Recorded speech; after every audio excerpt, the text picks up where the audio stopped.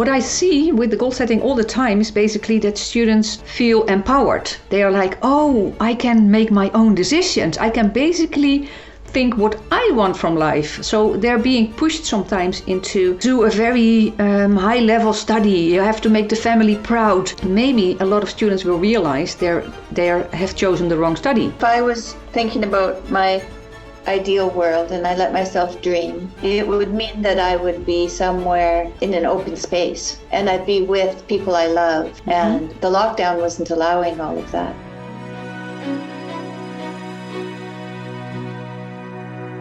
Welcome to my podcast. Today I'm going to talk to Michaela Schippers. Michaela is a professor of behavioral and performance management at the Rotterdam School of Management.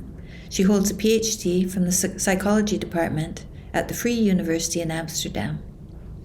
Professor Schippers' research interest covers goal setting, team reflexivity, team performance, academic performance, as well as life goals. She coined the term life crafting as a way to optimize performance and happiness. She worked with my husband, Jordan Peterson, for several years. They published a paper on how setting life goals has closed the gender and ethnic minority performance gap. The two also spoke in a podcast on the pandemic of narcissism just last week.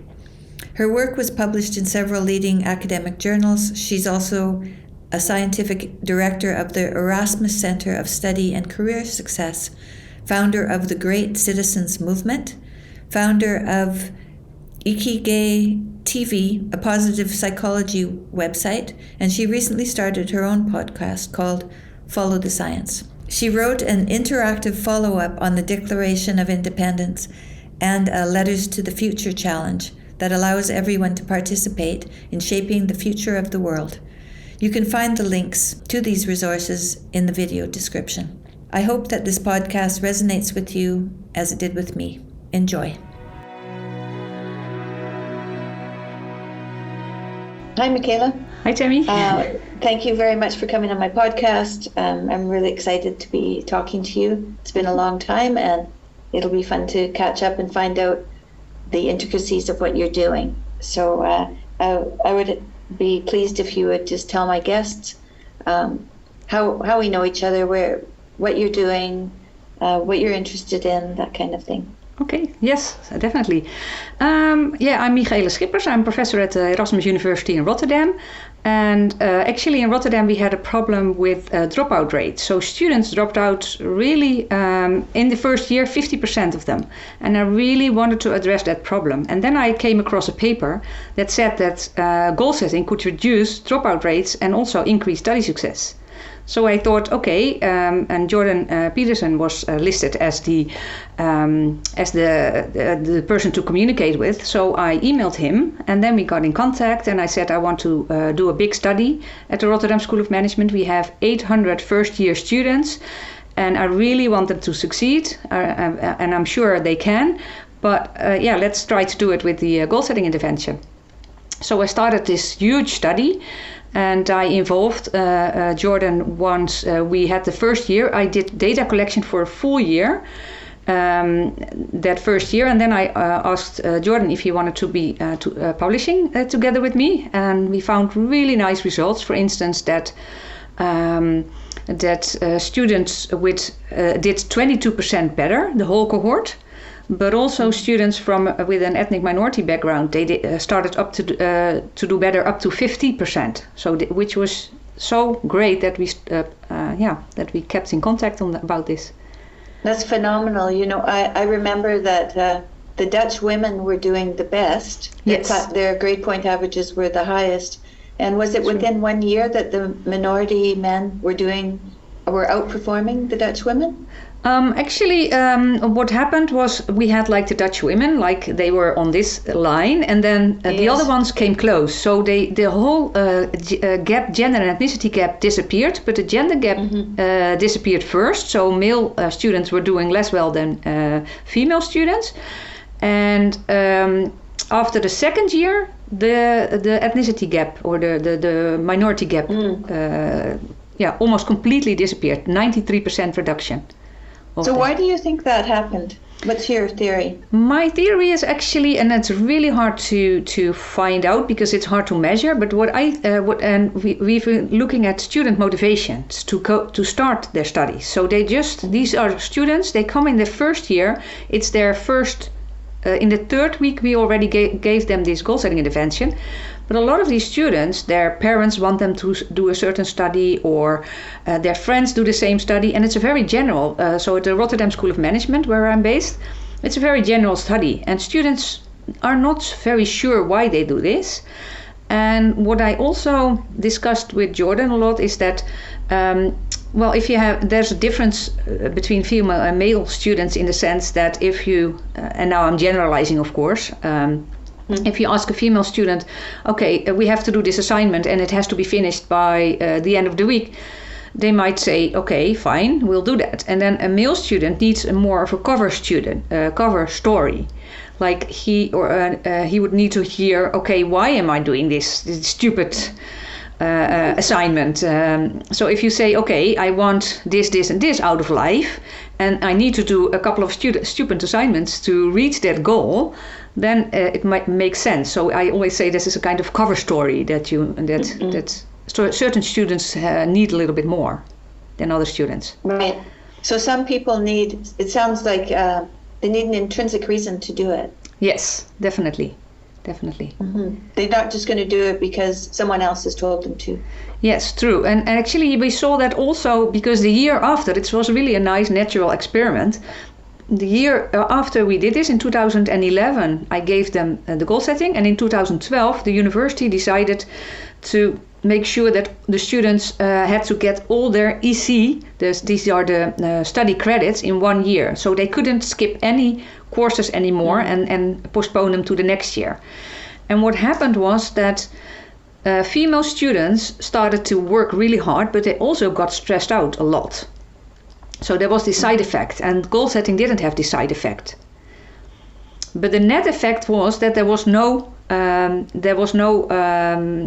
2012, when they did this huge external goal, let's say, we didn't see a difference in the total number of students in their study success, because the female students started to do better, but the other students, like the male students and ethnic minority students, started to do less well. So while goal setting worked for them, it seemed like this external raising the bar didn't work so well. So I'm making it very complicated now. Why did you think that is? Exactly because of the reason you just mentioned. They probably needed an internal goal. What I see with the goal setting all the time is basically that students feel empowered. They are like, oh, I can make my own decisions. I can basically think what I want from life. So they're being pushed sometimes into do a very high level study. You have to make the family proud. And that is in the Netherlands for ethnic minority students often the case. And then basically what was really interesting, because when I started this, I thought maybe a lot of students will realize they have chosen the wrong study because they have been pushed into this study, or in this specific, let's say management, and maybe they want to do psychology or law or anything else. And then I found out that students were more committed to management. Oh, now I know why I want to do this particular study, because management is very broad. You can become almost anything if you do a management study, or law. Law is a little bit less broad, but still it's very broad. I never thought of management as being broad. I always thought it was in order to work in a business. Take management, you work in a business. How is it broad? Well, actually, most people start to work in a business after they finish their studies, but you can become a manager, you can become a consultant, you can become there's work in organizational psychology, so HR type job. So there's a lot of a broad area of jobs that you can do. I see. Mostly in a business, but a lot of people start their own business as well. So right. So then that would be different, because then if you had an entrepreneurial spirit, then you could use that managerial knowledge, information to set up your business, which is a big part of selling your product, is to know how to manage and to put it into practice. Definitely, yes. Yeah. And it's an undergraduate degree, yes? Or Yes. is it a master's? No, it's a bachelor. Yeah, it's Oh, it's a undergraduate. bachelor. Yeah, we call it bachelor and master, but I think it's undergraduate in the States. Right. So they're So there's a lot 17, of 18 courses. years. 17, 18 years. And in the first year, they have about 12 big courses that they need to go through. Right. And so they take 6 courses a semester. Yes. Actually, we have That's a heavy trimesters. load. That's a heavy load, do you know? It's quite a heavy load. Yeah, so they have to keep on going. They have to go from the start and keep on going. And actually, what we also see, and we haven't published it yet, but we see still positive effects after the 4th year. So after they... Oh, really? Yes. So we know when students started with the goal setting, and we know exactly which student did the goal setting exercises. And so we see effects on their GPA after 4 years even. It's still... What kind of effect do you see? Significantly After- higher Significantly GPA. higher? Yeah, Oh, after Oh, wow. 4 years. oh, wow. That's very good. Yeah. That's very good. I'm not surprised. I mean, I filled out the future authoring when it was pen and paper, you know, before it was computerized. And I thought it was going to be one of the most important things that Jordan developed. And I still think that it's a very important thing. So it's really fun to talk to you because I know that you came by this information from your own interest, and you wanted, you know, and you've carried on with this. You have this new things that I see. One called Great Citizens Movement, and it has goal setting in it as well, does it not? It has, the Great Citizens Movement has a kind of goal setting in it. It's actually, I called it a letter to the future. And I tell you why I developed that. Because in 2020, we saw students had to stay home. They had to, you know, there was, of course, the crisis. And a lot of students got depressed, they got anxious, and I thought, how can I help them? Because I've seen over the years that this autonomy motivates people. If they feel like, okay, I have influence on my life, that motivates them, that makes them engaged, and that makes them energized. And then all of a sudden, it's closed down, they can't go anywhere, and they're depressed and anxious. For some of them, I must say, for a very small percentage of students, it works out well, because for them, being socially engaged is too demanding. But that's maybe 2% or something. But for the 98% of students, and actually I thought the whole world is now, I think more than half of the world, or even maybe 3/4 of the world, was in some kind of lockdown at a certain point in time. And I thought people are social animals. They really need to connect to each other. And if they can't do that anymore, they are going to be depressed, loneliness. And so you see that, for instance, also in Australia, where they had really strict lockdowns. Now, depression is the #1 disease in the whole of Australia. So, and there's other countries where this is the same. Canada is similar, and I think a lot of countries have now mental health issues. So I thought, how can I address that? Well, one part is to give back autonomy to people. And how can they get... so I started researching the whole situation, and then I found out, one, there was no proof that the measures worked. And the second thing I found out was that the measures had these huge side effects. Like, so we decreased the problems with ethnic minority students, that they started to perform better, and so they would also get a better job but we know that if they have better grades, they also have a better starting salary. So, and then I thought, hey, this whole trend is being reversed now, because now the inequalities hugely rise, because in these kind of situation, and I think Jordan is also mentioning that a lot, but I found that in my research, I made a huge overview of all the side effects of the whole world. And the overarching finding is that inequalities rise greatly. It's ridiculous. So, for instance, a student that is from a dysfunctional household would have to spend more time with his or her parents. Right. And if these are abusive parents, then instead of learning something, he would have more abuse during that time.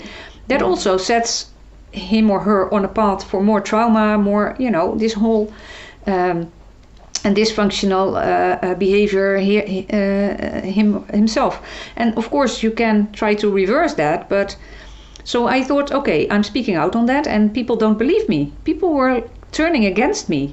I was not supposed to say anything negative about these measures. And I said, well, this is just the findings I see in my research. I made a huge overview. When did you do this? When did you speak out? When was that? I started speaking out in May, June 2020. So it was a little bit early, I think. It was very early. Yeah. Actually, the first 2 weeks when this happened, I was just totally struck. I didn't know what to think of it. I didn't know what was happening. I thought this is so odd, and I was really feeling I don't know. It was fear, but it was not fear from the virus so much, but as a very I couldn't say what kind of fear it was, but I was like, this maybe an existential fear. I think it was, actually. I was myself raised in a dysfunctional household where there was no safety, and I felt totally unsafe immediately. It was like everything was coming back, but in such an intensity that I thought after this week or the second week, I thought, I don't want to live with this kind of fear. I can't live with this kind of fear. I'd rather die even. So maybe that's really weird to say, but that's how I felt. So I started to do what I always do in a situation like that. I wanted to assess the situation. What's going on? Why am I so fearful? What's happening? And so I started to call a colleague at my at the Erasmus Medical Center, Erwin Compagne, and he was writing. He's an ethical clinicist. It's hard to pronounce. And he was at the intensive care units every day, and he told me he didn't see a lot of difference than before. So not that it was hugely a greater number of people. And he told me a lot of things that I didn't know by then. And so I was like, okay. This kind of put it more in perspective, and that was the first day that I thought, I can let go of this a little bit more. And then I started to do literature research. So I found the research of a German colleague and a colleague from Israel, and both of them said that we can try to do anything we want with this virus, but it will play itself out after about 70 days. And I was like, okay, so I wrote both of them, and I said, hey, if this is true, then the side effects are huge, because I think 135 million kids were missing out on school meals at that time. And I was like, this is. And then I read also an article of a colleague in Luxembourg, and he said 100 million people will die from hunger because we close down the supply chains in the world. And we know that 100 million people are dependent on, he had a lot of calculations in his paper, but 100 million people are dependent on the World Food Programme, for instance. And if we do one lockdown, so many people will die. If we keep on doing lockdowns, we don't even know we can't even predict anymore what the damage will be. Apart from delayed healthcare and all these kind of things. And so I was like, okay, now I need to warn the world, because I don't hear anyone saying this. And so I called the communications department, I called people I knew from the press. I never sought out the press before. And then nobody wanted to talk to me.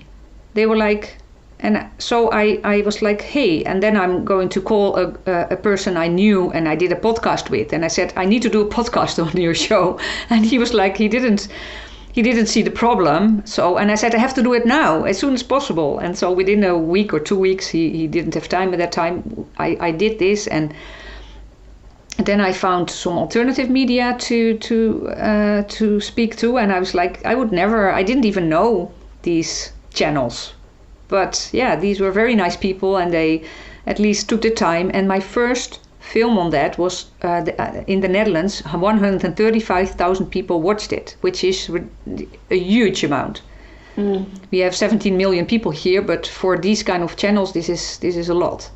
So, and then I got like hundreds of reactions of people saying, "Oh, now I know I'm not crazy. I felt that something was off, but yeah, thank you for speaking out on this subject." And people calling me hero, and I was like, "I'm not a hero. But if I am called a hero in this situation, this means something's wrong, because I should be able to say this. This is a normal scientific debate that I should be." Telling people this. So and this is how it started basically, and then I wrote a scientific article about it. I think I handed it in May, and then it was rejected everywhere. Because why do you think it was rejected everywhere? Well, I didn't send it to many, but they just did either a desk reject, or they rejected it on very strange grounds because they said that I was citing somebody I shouldn't cite, John Ioannidis. He is the top 10 scientist in the world, and they didn't want me to cite him because he was also critical of the measures. Oh, yeah. And they said I did a definition wrong, but it was just a definition from the literature. So they gave all kinds of reasons that were not really valid in my opinion. Also the fear, hiding from fear, it sounds like. It was very widespread fear. Yes. I mean, you couldn't shut down a whole world without inciting fear everywhere. Of course. But the fear was, of course, I got all these apps, so many people died. And now we really have access that, and you don't really hear it unless you go to channels that discuss it. Yeah, that's right. So that's really strange, I think. Have you looked since about to the information on how many people? I know that there's a hint in the world that people aren't doing very well now. Mm-hmm. That and we don't know exactly what was it, because we never checked that they weren't going in for their cancer treatments. Yes. Or they weren't, or everything was delayed. So heart issues, all kinds of issues that people were scared to go to the hospitals, and then they didn't go see their doctor. Mm-hmm. We don't even know yet what the stats are on that and how many people have suffered, do we? Well, actually, no. That's really hard to get these figures. But I know that in the first estimate, it was estimated that 128 million operations were cancelled or delayed. 128 million. And that was in the first 2 months, I think, of the lockdown, or 3 months. So after that, I didn't keep up with all these figures anymore, but it's huge. You can imagine that people, coming in for cancer and they are sent home or not being screened. Yeah, that's not a good... Well, I was in the hospital in 2019. That was when I was so sick, right? If it had been 2020, I don't even know if I would have been treated. But I did have to go in for scans after I was well. Mm-hmm. And the hospitals were completely empty. There was nobody there. Yeah. And it was difficult to get in and out. There was a real check, and you had to check your check stops all the way through, and no one could come with you. I was okay to be in there by myself, but there were some people who were quite elderly, and they couldn't have their loved ones in there with them when they're being checked. It was a very, very stressful time. And, I know that I was very sick, but I was, reasonably healthy person. So even though I was very sick, I was a fairly reasonably healthy person. But not everybody in there was, and I can't imagine the stress level of having to go to a hospital for maybe bad news, and you have to go all by yourself. Yes. It was cruel. It was cruel. Yes. It's torture, basically. I'm really if you start talking about this, that's why I want to approach this as a scientist and with figures and everything, Yes. because I just start crying if I hear it. And actually, my own mother, she didn't get a treatment she needed. She was in an elderly care home, and she had been in 11 weeks left alone in her room. She hadn't been out of her wheelchair, and they didn't leave her out of the nobody wheeled her out, so she had been inside. Right? And after that she said, I'd rather die from corona. I would have rather died from corona than to have to live like this. And she needed really intensive care every day. So she needed a physiotherapist and an ergotherapist and every single day, and she didn't get it for 11 weeks, so she was totally devastated after that. And she died very soon after that. And I think this has happened to. Yeah, that's very disappointing. It's very disappointing. Well, when we have trusted these institutions and they have they've left us down. Really, they've left us down, and basically the institutions, of course, left us down. Also did this, but I think we also let it happen to some extent. And it's not that people are guilty of anything, because they believe in institutions, they had trust in the government, and they trust the message. But if the message is untrue, or something is off, or you feel that something is not right, because as soon as things become inhumane, something's wrong. That's my conviction. Because you can be humane in many circumstances, even in a very...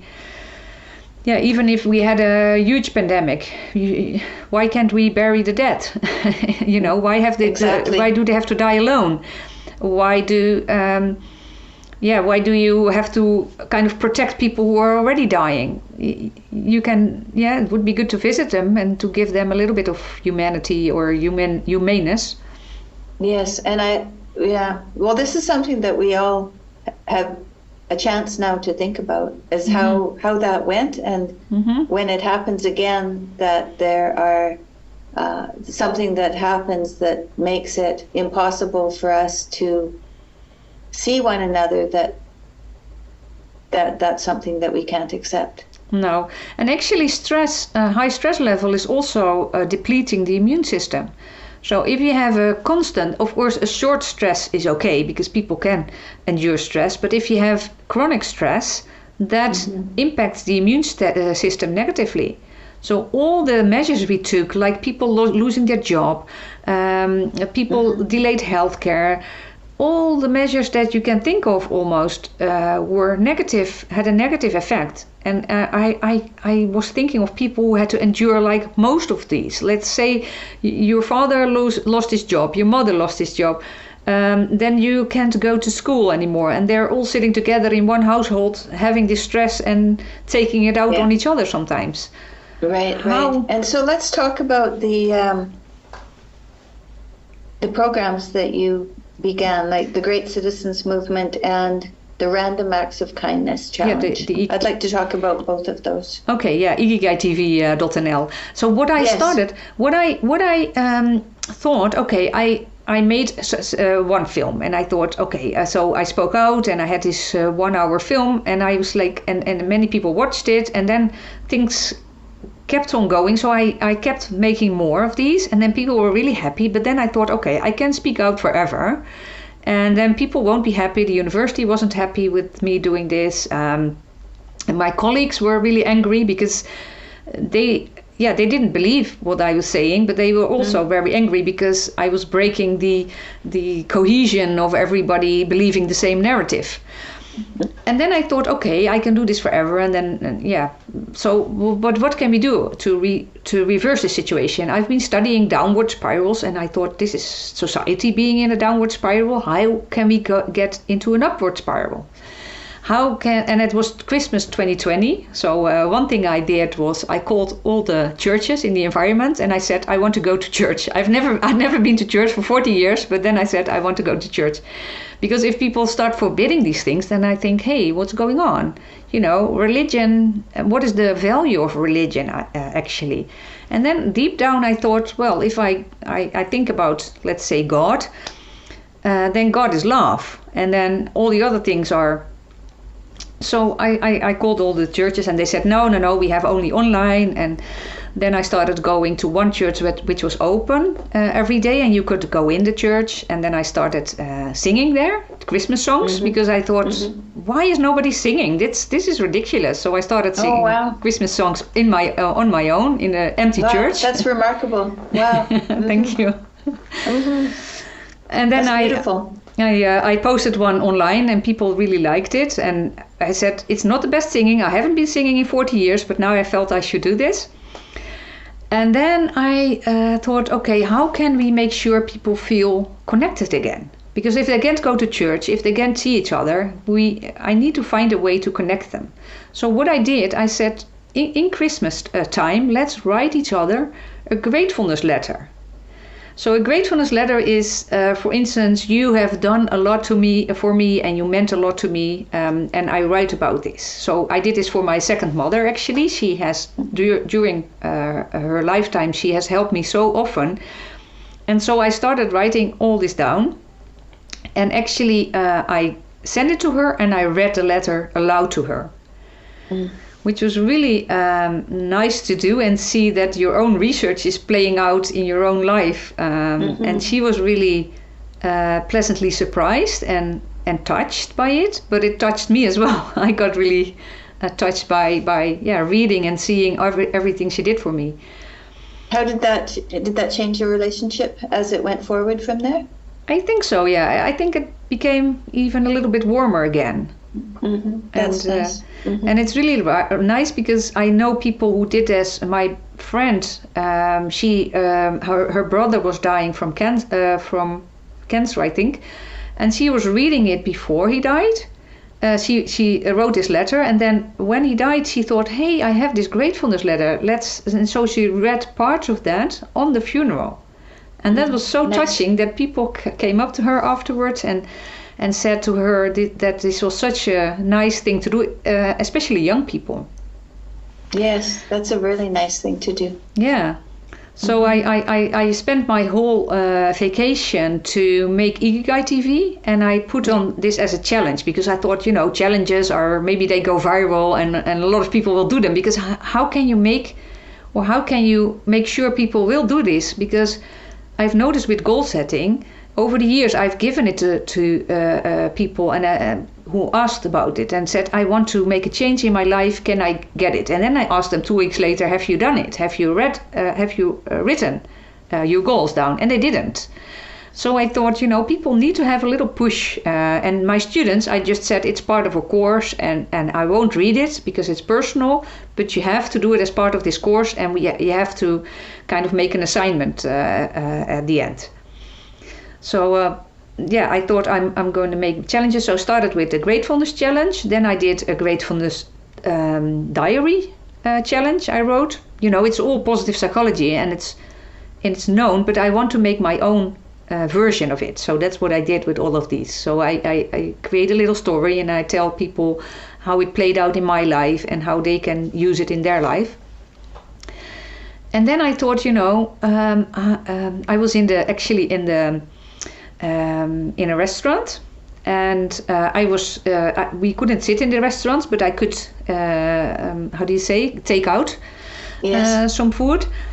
And so I was talking to everyone, and then I told him about my research a little bit, and he said, "Oh, I really hope this doesn't take long anymore." I said, "Well, it's going to take at least another 5 years." And he was like, No, it's going to be a couple of weeks, right? And I said, no, it's going to be maybe even 10 years. And he said, "Why?" And I said, "That's because nobody is pushing back. If we let it go, it will take years."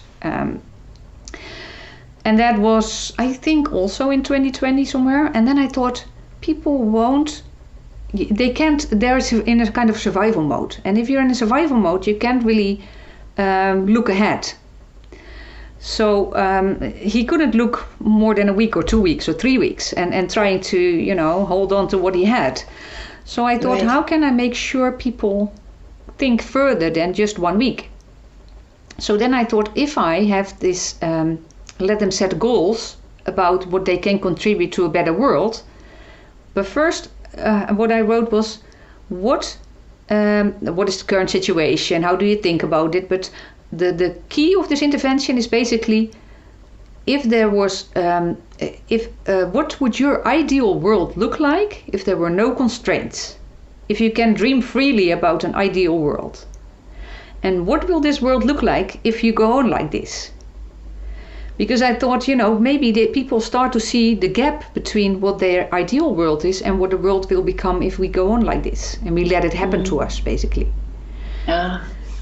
And so in the second part, I asked them, okay, so if this is your ideal world, how can you contribute to this? What would be your number one goal that you can contribute to this better world? And so I see. So if I was thinking about my ideal world and I let myself dream and I imagined what it would be, and it would mean that I would be somewhere in an open space. For sure, I would be outside, and I'd be with people I loved, and the lockdown wasn't allowing all of that. You were getting in trouble just getting in your car and going to someone's house for a visit. You were getting in trouble for that, So I can remember at Christmas, I put on some party socks, and I was going over to a friend's place for New Year's Eve, and I was afraid someone was going to see me on the street with my party socks on and know I was going to someone else's house. Like, that's no way to live, right? That's just no way to live. And so my ideal future would be a place that I would be free to come and go freely. Yes. Yes. And so I see how that was working. So you'd want them to think up their ideal future, but then you'd have them look and see, but what if this scenario, the way we are living in this lockdown, continues? Exactly. So I made two, actually. One is the life crafting, which is inspired on goal setting intervention. Life crafting is, okay, so what would my ideal life look like if there were no constraints, and versus the life if I don't make any changes. And then you can set goals on that. But the letters to the future is basically, what would your ideal world look like? If you could play God for a day, let's say, what kind of world would you imagine? And how would that look like? I would say, for instance, a lot of people say peace, no war. I would say the poverty level would be raised up so that everybody had a reasonable amount of income so that they could feed themselves and their family and not worry about where their next meal was coming from, and just to lift the bottom up. Yes, yeah, definitely. And that in the past has been shown to contribute to peace also. The educational level, wherever you raise the educational level, people get more prosperity. And if there's not a huge difference between everything, like in the Netherlands, there's not a huge difference between income levels. That really helps a lot. Then everybody can profit. And I personally like win-win situations. How can we solve all the world problems, for instance? I'm sure we can solve them, but we are not taking the best solutions. So, for instance, we want to do something for, let's say, climate or the world, or that we have a little bit of a clean world, because they're always talking about climate, but there's more to it. I think there's pollution, there's a lot. And if you want to change that, we pick a solution that somebody wants, like, let's say, electric cars, and then it doesn't turn out to help the environment at all. So we should go for solutions that doesn't help the rich people get even richer, but helps really the problem and help solve the problem. Yeah, and so getting power to the people who are poor. Yes. I mean, electrical power, whatever kind of power we have, nuclear power, whatever kind of power, to the poor. Yes. Making sure that they are able to actually grow their own food. Because then, if supply chain, and then still have food, and bringing things back to a local. I think bringing manufacturing at a local level then, because then also the supply chain isn't such a big problem. Like, we've outsourced so much. Mm-hmm. We've outsourced practically everything. Yes. And now we're realizing that,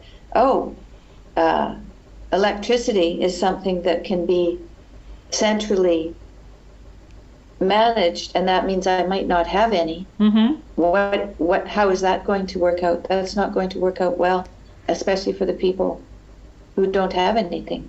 Right, I agree. Yeah, this is a crazy problem. So yeah, I think that sounds like a really good. So have you given this? You've shared this with other people, and how have you seen it play out?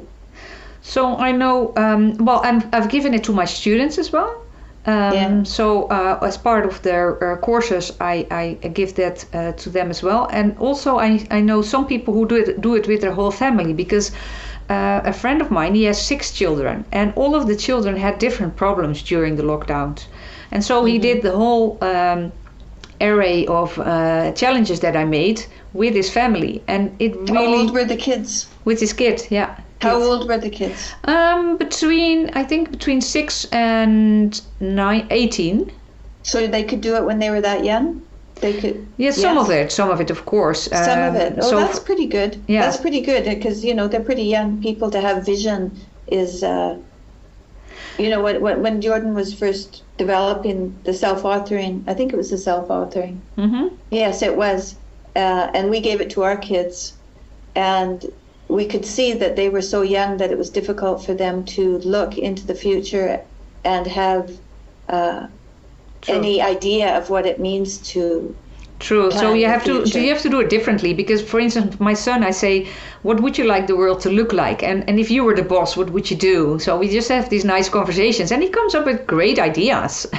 He would make sure the government is not in rule anymore, and that we can make the decisions ourselves. And sometimes he's like, I have one solution. People who do want to do the measures, they can do it if they want. People who don't want to do it, they can also live freely. And he sums up really nice ideas, actually. Mm-hmm. Mm-hmm. He's 7 years old, right? He's now 7, yes. Yeah. Oh, so that's good. So yeah, if it's an intervention that kids can use as well, then a family could definitely do that. Yeah, you can let them make drawings. So for some kids, I say, hey, can you make a drawing of your ideal future, or the ideal future of the world? And they would draw really nice things like the sea and people dancing together or something. So it doesn't have to be that serious. Mm-hmm, mm-hmm. You can do it in all kinds of ways. And I think it's really nice to do it as a family. For instance, I did with Mike also. He would tend to come home when the school started again, and he's angry and not happy, and I don't like school at all. And I said, okay, I want you to mention 3 things that are nice about school.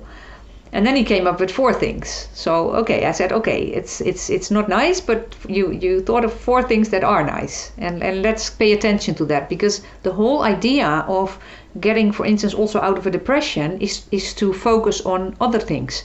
Because you start to focus on negative things, and then this whole decline sets in, because everything is looking bleak if you only focus on the negative things. Right. So, for instance, a friend of mine, who I was driving in the car, and she said, did you see that ugly building over there? And I was like, no, I was looking at these nice cows in the that were grazing. And so we were both driving the same way, but looking in a different direction and having different information. Yeah, that's a good point. Mm-hmm. Well, I spend my time in a very spiritual space most of the time. I try to get up in the morning and ask for God's will, really, in the morning. I ask to see what it is that is most important for me that day, and not try to assume that I already know what it is. Mm-hmm. To leave it up to God. To leave it up to God, to leave it up to the first hour or 2 in the day to see what direction should happen, rather than imposing my direction right off, because I then I feel like I'll miss what is an opportunity. I'll miss an opportunity to see things in a better way. And I'd rather look at the cows in the field as well. And I would tend to look at the cows in the field. That's for sure. When I'm with my husband, he'll point out what needs fixing a lot. Right? Okay. That's where that's what a lot of men do. But isn't that remarkable? And maybe that's part of being industrious, right? Industrious and disagreeable is looking at something and thinking, well, first of all, I can make a difference. Exactly. And I can make a difference, and I can make it happen. Exactly. I can make it happen. I can see what needs to change, and I can make it happen. Yes. And so finding that for women in this program, so deciding what your ideal world is going to be like, and then outlining goals. Yeah, what you can contribute. To bring that about will give you more of a feeling of being, I know what has to change, and I know how to do it. And I know that there's also, if you want to reduce anxiety, you have to take a small enough step that it doesn't upset you. Definitely. Right? Yes. Yeah. I agree. So if people are thinking that the world has to change at the world level, that's just so big. It's scary. Well, actually, when I was young, I thought I can't change the whole world. It's too big for me and I can't make a difference. And now I think, of course I can. Even if I'm nice to my neighbor, I make a difference in the world. It's a positive ripple effect. So right. And I am a person who likes to think big. Like with these students, I got really enthusiastic. 800 students and 22% increase in study success. That's huge. I want 1 million students to profit from this, and maybe even more. So I start thinking really big. But, other people want to make a difference one-on-one, which is perfect. Because if everybody does it one-on-one, then 50% of the world is doing it to the other 50%, and then we're done. Yes. That's how I tend to think. Yeah, I agree with that too. And it's and then if you are looking at the person next to you and feeling some responsibility for listening to them and finding out what it is that needs to be done, then first of all, you can see what happens. So then it's real. Yes. It's real. It's not imagined anymore because it's right beside you. And it's some responsibility also to listen and to be there so that you understand how it went. It wasn't just an idea that you let fly and don't pay attention to the outcome. True. And what I've learned also in the time last year was that if I need something, if I give it to the other person, I will get it too, which is really counterintuitive. But for instance, I had the worst day of my life. And so I was in a divorce. My work was really not going well. And I don't know, everything. My parents were ill. My parents-in-law were ill. So I was deep in thought, and I had to go to the train and catch a train to Rotterdam, from Amsterdam to Rotterdam, where I work. And then I missed that train, of course, because the bus was late. And then I thought, okay, let's go for a coffee first. So I went for a nice latte, and I picked it up, walked back to the station. The train came, the next train came, and then the conductor said to me, there were two conductors, and I was deep in thought, and I wanted to pass them. And he said, "Oh, that's so nice, you brought me coffee." And I looked up and I said, "Well, here, you can have it if you want." And then he said, no, I was just joking. And I said, well, maybe you need it more than I do, so here it is. And he said, no, I really made a joke. I'm like, okay. So I sat in the train with my coffee. And then this conductor, he comes into the train, and he gave me 2 free cards for the train. And I said, well, why do you give me that? And he said, well, it was so nice of you to offer you coffee. And I said, yeah, sure, of course. And then he said, I always make that joke to people, and most of them say, no, and they just walk on. And then he said, it was so nice that you actually wanted to give it to me. So that was kind of funny. Yeah, that's a great story. Yeah. That's a great story. Yes. So that's the one Give that and you will receive. Absolutely. Yeah, that's why I had this random act of kindness one, because sometimes it's buy your neighbor flowers, but I think random acts of kindness are the ones that you see in the street. You see somebody needing help, you see somebody needing attention. And sometimes I have had it that you see somebody cry in the street. Why don't you stop and ask what's going on, if you can help this person? And that would be, I think, that are the ones that touch me as random acts of kindness. Yeah. I have a little story about that. When I was in university, I was just finishing university, and I was kind of probably suffering from what to do next or something, but I wasn't, so I was feeling somewhat depressed, and I was sitting, I like to go to the park and be by the trees and stuff. That's always where I'd go, and so I was sitting and feeling sorry for myself, sitting by a tree, and someone walked by, and I was crying, and he came by and he just looked at me and he said, "God be with you." Aww. And that was 30 years ago, more than that now, and I still remember that. You know, those small things that happen like that, those are small miracles, you know. Yes, the miracles of humaneness, actually, and somebody caring and somebody giving this warmth and energy to you. This is so, I really got goosebumps. So are you still singing in the church? Yes, actually it was my mother. She was getting really more ill, and then the last time I saw her, we couldn't speak with each other anymore. She was just laying there, and then it was on a Sunday, and I asked my sister. I said, "What shall we sing for her?" And we had both been singing in a church choir 40 years before, and so we decided to sing her a psalm. And then we sang this psalm, and then we saw it really relaxed her. And this was actually the last time I saw her, because the next time I wanted to visit her, there was no way of reaching her. Like, all the roads were closed. I tried for an hour and I couldn't get there. And I was like, okay, this is karma. The last time we saw each other was really interesting. It was really nice. And so after she deceased, I've been singing in every church where I went, and I sing this psalm.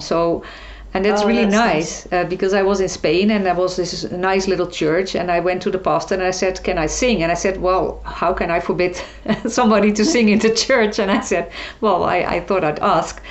And so I sang, and then I told him that it was the song for my mother. And then he came up to me and he said, he was really touched, and he said, "Here is my phone number." So he gave me his mobile phone number that I could get in touch with him if I wanted to. Which was really nice. Yeah, that is very nice. And last Christmas, I've been singing with 2 other people, so I wasn't alone anymore. And we've even been singing with 5 people in the streets, including my son, because there was a yearly. So there's a tradition in my town. I live in Monnikendam, a very small town in the Netherlands.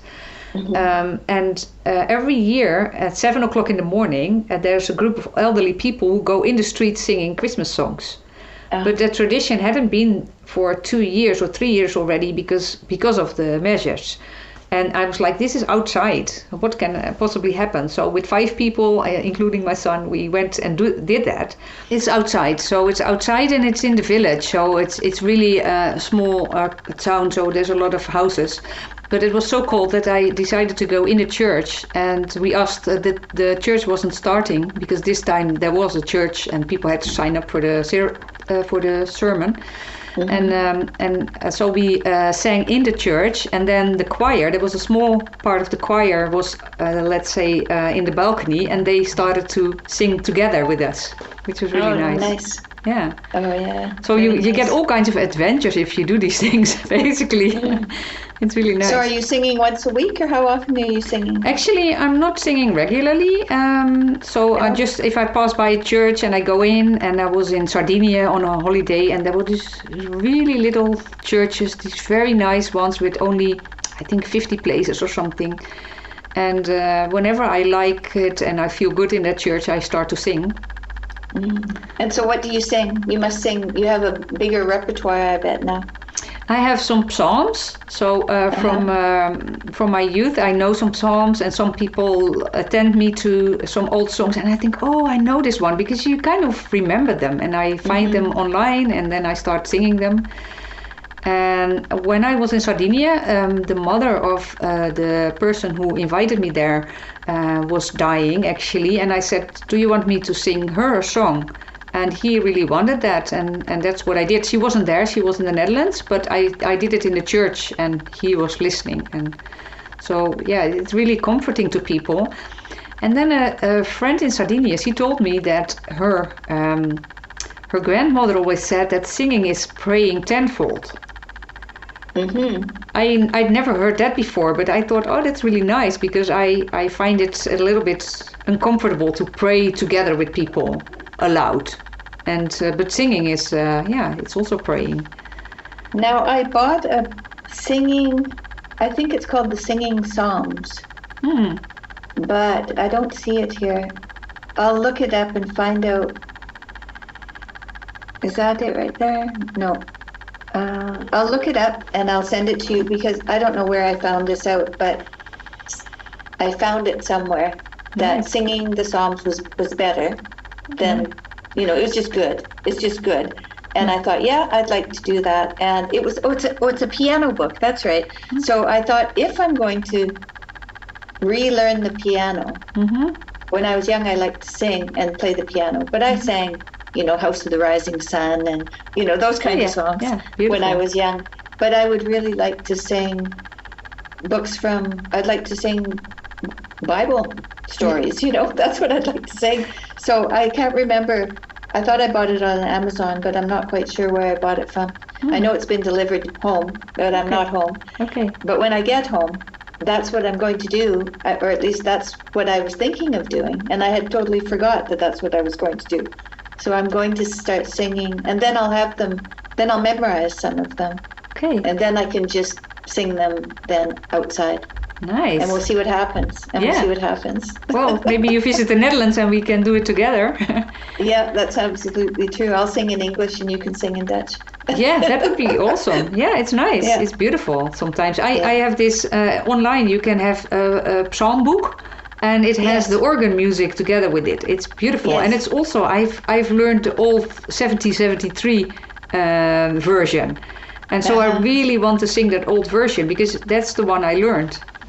Oh, wow. Yeah, that sounds good. Yeah. Okay, well, it's 20... Yes, it's 15 after 8, and I think you have to put your son to bed. Yeah, I do have one very important one to share with you. The Great Citizens Declaration. Because what happened was that I also wanted to I was thinking, okay, we have the Declaration of Independence. In the Netherlands, we had in 1581, I think, so that's really the Middle Ages. We had an 80-year war with the Spanish, and after that, we wrote an Act of Abjuration, which basically says that if a king or a ruler is not good to its people, they are allowed to replace that ruler. And I think the Declaration of Independence says something similar, and it's said to be inspired on that one, the 1773, I think. I'm never good with dates, so don't ask me the exact date. So what I did is I wrote I started the Great Citizens Movement, and I wrote a Great Citizens Declaration. And the idea being that people sign this declaration. It's just calling for humaneness, for a positive environment for people to live in, autonomy of people. And so all these things are really, really important. So I thought if they sign it, they don't have to agree with every sentence I wrote. But what I want people to think for themselves. So they sign the declaration, they write their letter to the future, and then we use the brains of all the people. Because now we are using the brains of some people that have all kinds of, ideals for the world that are not my ideals, at least. And if we all think of our own letter to the future and our own ideal world and how we can make it happen, then we can really get people into action. Because what happens in a situation where there is not a lot of autonomy is that people are suppressed, but it's also called learned helplessness. And learned helplessness means that people don't know. They say, I don't know what to do, and I don't do anything anymore, because if everything you do is wrong, going to a friend is wrong, going to do this, then people start sitting and being apathic and not doing anything anymore.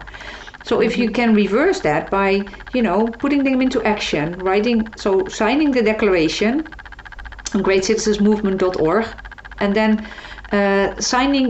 also making their own letter to the future, and doing some of the positive psychology challenges that I made, then I think the world will can change, and we can start doing that tomorrow, let's say, and then tomorrow we can also start making the world a better place together.